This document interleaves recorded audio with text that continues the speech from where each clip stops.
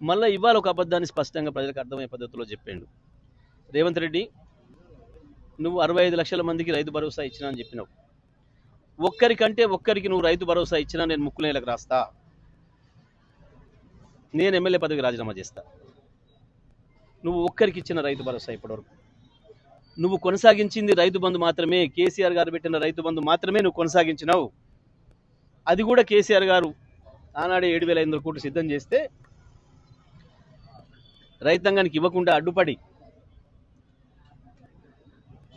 వచ్చిన తర్వాత వాటిని అన్నింటినీ కూడా నీ కాంట్రాక్టర్లకు పంచుకొని 5 నెలలు సతాయించి ఇప్పటికేదో 65 లక్షల మందికి ఇచ్చిన, ఇంకేదో డేట్ పెట్టి ఈ లోపల మొత్తం 100% మందికి ఇచ్చి ముక్కునేలకు రాయాలి. నువ్వు తప్పు చేసినందుకు 5 నెలలు తెలంగాణ రైతాంగాన్ని కనీసం కేసీఆర్ ఇచ్చిన రైతు బంధు కూడా ఇవ్వకుండా ఇబ్బంది పెట్టినందుకు, రైతాంగాన్ని అప్పులపాలు చేసినందుకు, అధిక వడ్డీలో తెచ్చుకొని అప్పులు తీసుకునే పరిస్థితులకు వచ్చినందుకు రైతులు నువ్వు ముక్కు నేలకు రాసి ఇవ్వాలి.